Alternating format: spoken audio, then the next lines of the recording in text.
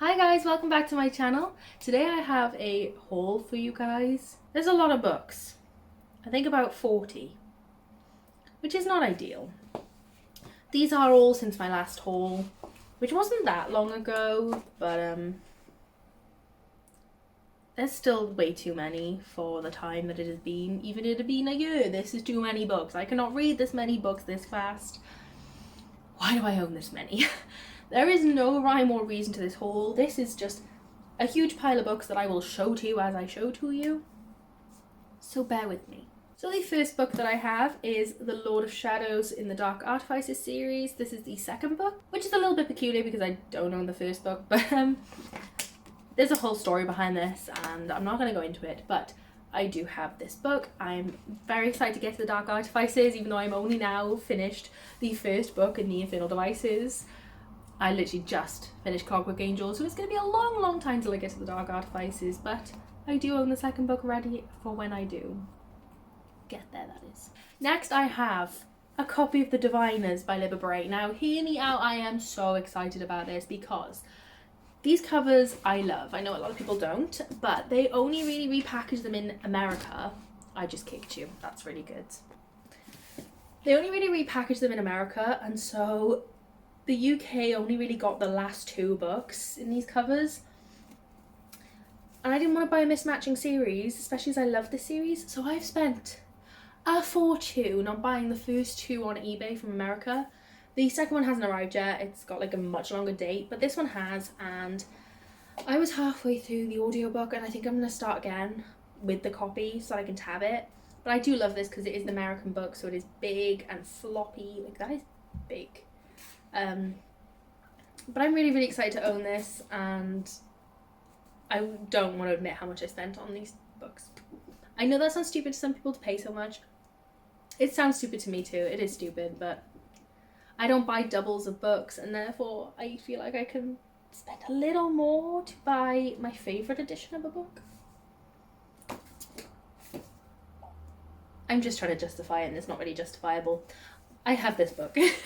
Then my birthday was back in April, but my mum hadn't bought me my gift yet because of lockdown. We were going to do it together and then we didn't, and it was a whole palaver. So she just said, what books do you want? And I sent them to her and she sent me some books. So here are those ones. First I got The Vanishing Stair by Maureen Johnson and The Hand in the Wall by Maureen Johnson. These are the two sequels to the Truly Devious series. They are the Truly Deviouses, they are the two sequels to Truly Devious, and I was really excited for these. I own the first one in hardback, so I got the remaining two in hardback. There is one more to come, I believe, which is The Box in the Woods, and that releases next year, and I think that's the last one. But I'm so in love with these books, like, oh, they're stunning. The whole series is stunning. I love the variation of colour. I love the fact these are smaller hardbacks. These are not regular sized. These are small hardbacks, which are my favourites. So I'm just so glad to be able to continue with the series now. I'm going to read them ASAP. She also bought me The Beautiful by Renee Ardier, which is a floppy boy. I'm excited about it. Everybody and their mother talks about this book, and apparently it is about vampires in New Orleans. Now I have heard a lot of criticisms that it doesn't have a lot of vampires in it. If anything, that makes me more intrigued. I'm excited to read about the time period, which is 1872, and the place, New Orleans, with a little vampire-y twist, even if it is just a little bit. I'm really excited about this and the atmosphere of this book. I have high hopes. I also got The City of Brass by S.A. Chakrabarti from her, and I don't know much about this series. I know that it's a fantasy and a lot of people love it. Now, it could be very much not for me, and it's very likely, but with the amount of high praise this book gets, I needed to try it, so I picked it up. And then the final book I got for my birthday was To Sleep in a Sea of Stars by Christopher Paolini. Now hear me out. You're probably thinking, if you've watched any of my videos, Brooke, you don't like sci-fi. This is a very sci-fi book. You would be correct. I'm not going to tell you the story behind why I got this book. It's too embarrassing. But it is a 900-page chonker of sci-fi. And I was reading some reviews and I was thinking, okay, sounds good. And someone said, well, it hasn't got dragons, like his Aragon series, but it does have space squids. And I cringed. I instantly cringed. I was like, not space squids. Oh god. So this was definitely an interesting purchase for someone who doesn't like sci-fi no matter how hard they try. But at least the cover is beautiful. So those are all the books that my mum got for me for my birthday. So now I'm just going to pick up more random ones and see what we get. Connor sent me a lovely little gift package with The Library of the Unwritten by AJ Hackworth and some sweets. It was really, really lovely. He got me this book because he recently read it upon my choosing. He asked me to choose a book off his TBR, and I've been wanting to buy this for a while. So I was like, I want you to read that so that I can see if I should buy it. And he read it, he loved it. I think he gave it 5 stars and then bought it for me. And I was like, I'm so excited. So this one sounds really, really interesting. It's something about where books that haven't been finished go into a library in hell, and there's this woman who has to look after them, and then some of the people from in the books escape and she has to find them. Now what's peculiar about that is I do not remember ever knowing anything about this book, so I don't know why that's in my brain, so I could be so wrong here, but I'm pretty sure I'm not, but I might be. Either way, that is the book I got, and I am really, really, really intrigued to read this. You don't hear much about this. Like, I feel like a lot of people talk about it. It's a popular book, but I don't hear many explicit thoughts about it. Like, I don't know what people think. I'm not sure if people like it or hate it. I'm not sure. I just know the name. I then found in Waterstones this Blood on the Tracks Railway Mysteries. Now, this is like a new collection, the British Library collection, where they all are very similar small books. Like, compared to a normal paperback, they're super small. Well, they're not super small, but they're small. And they're super cute, and I'm going to collect as many of them as I can. I'm so in the middle of reading this, like I'm taking it slow and I'm tabbing, and I've read 2 so far. And it just comes with a bunch of stories from people like Arthur Conan Doyle. Who else do we know in here? Not many people. Damn. I'm pretty much an idiot, so that's not ideal. But I love little mysteries. These are such short, feel-good mysteries. I'm just really enjoying reading, especially with this time of year. It is definitely mystery time. I found then in a charity shop A Court of Thorns and Roses, and I was so happy about it because it's the old cover, which I can find these everywhere. It's the sequels I can't seem to find. But this was £2, and it's clearly brand new. Like, the spine is brand new. There's no damage to it whatsoever. So I was like, okay, I'll pick it up. I'm meant to be reading this month, although where the time is gone, I'm not entirely sure, but hopefully I'll still get to it. This is something that everybody on the whole of BookTube talks about on the daily, and I feel like I don't go a day without watching BookTube and hearing this book mentioned. But I believe it's about a fae, or half human, half fae. She kills a wolf that isn't a wolf, or is part of the magical world. Something like that. And she becomes imprisoned. That is not a good synopsis in any way, shape or form, I'm so sorry. But I'm sure you already know, I'm sure you've already read this book. But I'm excited to get to it. I used to hate these covers and I never bought the books because I was like, oh, those covers are gross. I just don't like them, I'm sorry. Now that I've seen the new covers, I'm like, oh my god, someone get me these covers before, like, I cry.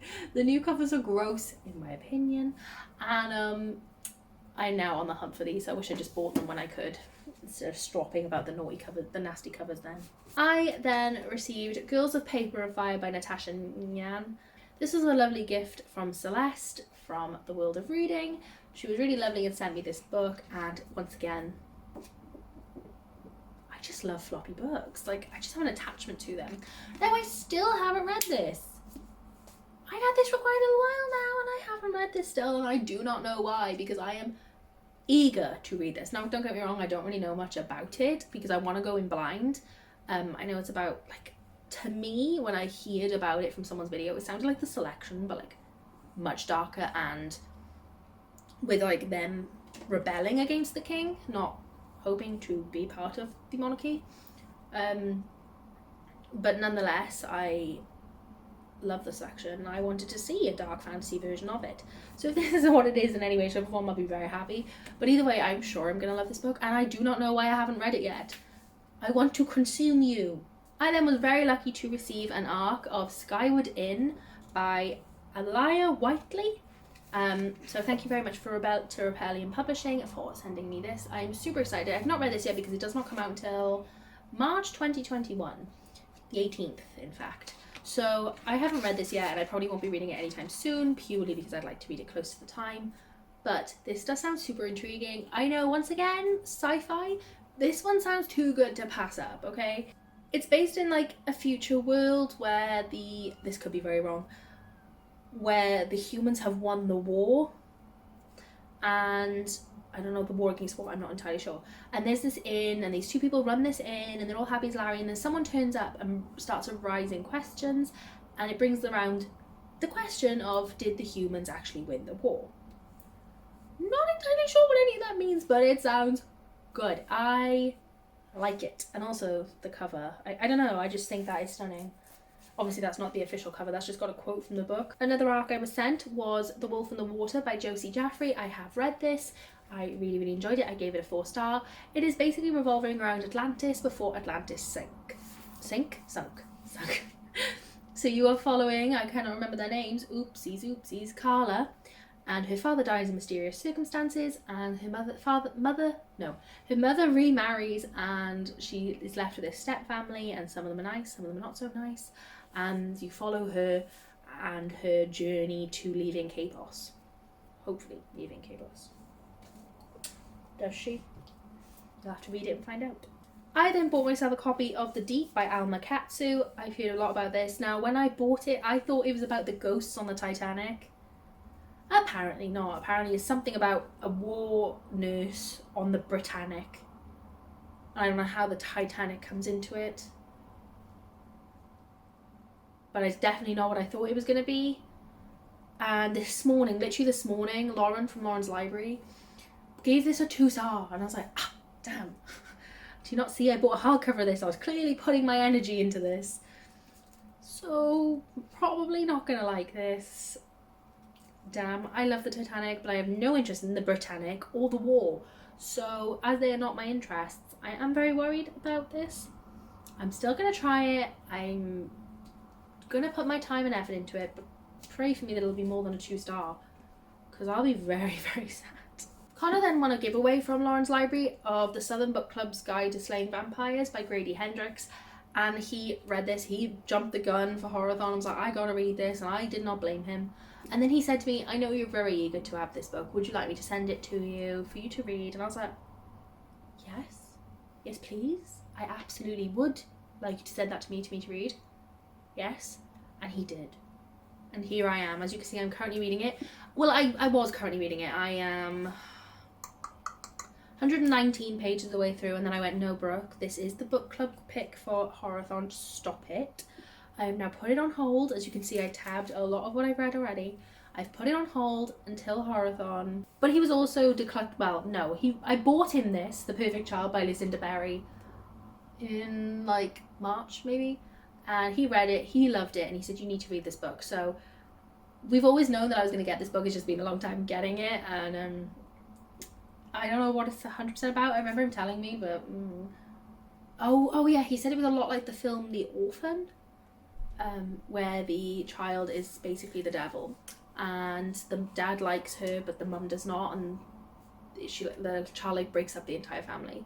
So I'm excited to get to that one. It's a heavy book. It is deceivingly heavy. Like, this is really, really heavy. I also received a handful of final copies to review, so I'll go through those now. I have The Windsor Knot by S.J. Bennett. I actually DNF'd this. I recently did a 24-hour readathon trying to finish up some books.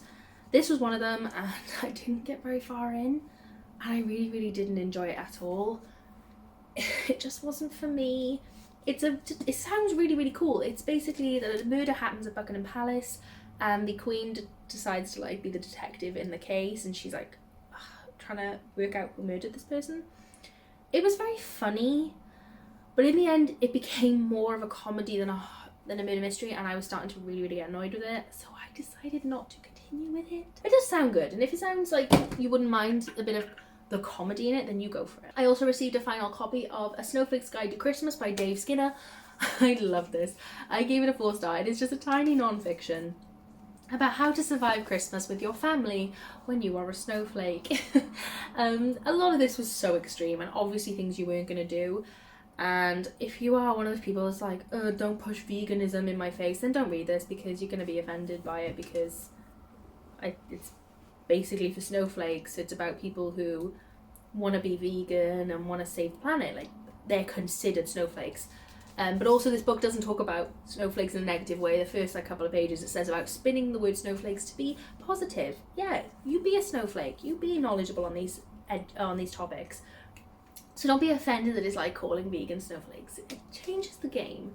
It was so funny. I laughed out loud all the way through. I thought it was absolutely brilliant. But as I said, don't go into it if you are easily offended by people shoving veganism in your face or whatever. Then I read How It All Blew Up by Arvin Amadi. This book follows a boy who is threatened to be outed as gay to his family, and so he runs away. And he runs to Rome, and you see his life there and his romances, and he's basically trying to escape his family, who are Muslim, being mad at him for being gay, but they don't know. It also has then the perspective of being in an interrogation room, his whole family, and they're telling the story of what's been going on. I gave this a 2-star. It just didn't hold up for me. I gave you a lot more thoughts and opinions in my most recent wrap-up, so you can go check that out there. It just wasn't what I wanted and didn't live up to my hopes. Oh, another one I was sent was The Existence of Amy by Lana Grace Reaver.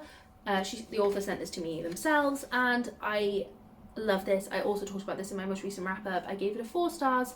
It is around a woman who has OCD, and it was amazing. Great representation, so educational. Please pick this up. It is so well written. Then we have some more arcs that I think I'm just going to show you and get through. We have Damsel by Elena K. Arnold, and we have Grown by Tiffany D. Jackson. I actually did a whole reading vlog and review that you can go and watch of this, and it was so good. I gave it a 5-star spoiler. I adored this. It was amazing. It follows a girl who is wanting to enter the music industry, and she ends up being groomed. You should check that out, that reading vlog and review, if you want to know more. Definitely recommend the book. I then picked up The Crucible by Arthur Miller. I also DNF'd this the other day during my 24-hour-a-thon. It just wasn't for me. I'm not very good at reading play formats, apparently. This was my first time trying. Wasn't my best moment, and I didn't enjoy it, so I did DNF it. Another book I DNF'd was Midnight Sun by Stephanie Meyer. I got 150 pages into this and was like, why did I buy this? Everybody said it was bad, and the people who didn't, people I don't really like the same books as anyway, so why did I do this to myself? It was trash. Edward is a creepy stalker, and why do we want to read about that? We don't. So this is gonna go. And then Connor picked me up a final copy of When Life Gives You Mangoes by Karen Getton. The double E's in the wrong place. I read this as an arc from NetGalley, and then one of my reviews was chosen to be in the front copy. See, that's me, Brooke. That's my review. And so I was really excited, and I wanted to get a final copy, so Connor bought me one. It is a really good book. I gave this a 4 stars. I read it last Galley-a-thon for round 2. Really loved it. Very glad to have a final copy with my name in it. I then picked up in Waterstones this book, which is Half Plus 7 by Dan Tite. This is a South Wales author, so I wanted to support because, you know, South Wales fam. I have no idea what it's about. I think it's just about a man who's kind of going through the road, going through it? I think it's just about a man who's going through it. He's got a bit of depression and he's not really living his best life, so I've got this. But I think it's more of a book that Liam would enjoy, so I think I'm gonna like shove it that way, you know? I then finally picked up a book that I've been wanting for so long, and it is Mexican Gothic by Silvia Moreno Garcia, and I'm so stoked for this book. I've wanted this now since it released. Although I will just say with this book, can you stop tweeting spoilers? Thank you. Because the 2 days after I picked it up, finally, people decided to post some spoilers online, and I don't care if it's a mild spoiler or a severe spoiler, I don't care. Don't spoil books for me. Thank you. Peed me right off. I'm super excited for that one. Trying to hold on for Horror-a-thon to read it, but it's taking all my strength. Then Jade was decluttering some books, and she was kind enough to send me The Nutcracker by Alexandra Dumas, the story of the Nutcracker. I've never read it. I watched the Barbie adaptation, and I thought, you know what? Be more cultured and read the book. So we have the book. Hopefully, I'm like trying to save this for like some readathon where it'll fit a prompt, because it'll be a nice short read. So that's kind of what I'm saving that for. I also then purchased myself a copy of Be Not Far From Me by Mindy McGuinness. As anybody who's watched my most recent wrap-up will know, it was disappointing. We're not going to discuss it. It was disappointing. I'm upset about it. It's just a survival story that is so unrealistic. It's not even funny. I then pre-ordered a copy of The Invisible Life of Addy LaRue by V.E. Schwab. Everybody and their mother is talking about this right now, and I'm currently reading it. I'm 170 pages in. Also, beautiful, what's this called? A bookmark from Kira's Etsy store. I will link it down below. The Book Nook. They're very nice. I have another one here. Very, very cute. This is Baby Yoda's bookmark over here. But I'm 170 pages in. I'm really, really enjoying it. I did not realise that the standard edition came with foiled. I'm so glad I didn't pick up like some special edition now, because I almost did just for the foiling. I didn't know the standard edition came with it, so that is stunning. Really enjoying this so far. Jade was then really, really kind and gifted me a copy of Horror Store by Grady Hendrix. I'm reading the Southerners Book Club Guide right now, so I was very excited to read this. Like, this is so, so cool. It is basically about an IKEA-inspired store where there is something suspicious happening at night and something's moving, and so 2 employees stay on for the night to discover who it is, or three employees stay on to discover who it is or what it is that is causing these things to happen. Then Kate from Kate to Dale on Twitter sent me Thunderhead, which is the next book in the Scythe series, which I just finished Scythe this month, and it was amazing. So I'm so happy to have the next book in the series that I can dive straight into. So thank you so much, Kate. I really, really appreciate this. Connor again also sent me Wrangle Stone, which is something I've been really, really desperate to read, by Darren Charlton. And this is a zombie story that I heard about on Lauren Library's channel, and I was like, I need this book. I read this book. It was very, very good. I gave it a 4-star. Really enjoyed it. A lovely twist on the usual zombie story, and it was LGBT rep. We love that. So if you haven't read this already, go check it. And the final book was from Jade, and she sent me a copy of The Seven Husbands of Evelyn Hugo by Taylor Jenkins Reid. Now, this is one of my favourite books of this year. I adored this book. I read a library copy and I've wanted a final copy ever since. And so Jade was lovely enough to send me this and said, you cannot not have a copy of your favourite book. And I was like, thank you, Jade. I appreciate you. So I have this. Although my library copy was floppy. Why is this not floppy? I devoured this in one sitting. And so I feel like I need to take this slower, maybe even tab. So I'm just so excited having a copy. So that is all of my books. I'm pretty sure it was 40 something, but probably more. That was crazy. I need to stop buying books. Stop it. I already have a book on the way. 2, because I have the Diviners sequel. What is wrong with me? I literally just finished my book ban 17 days ago.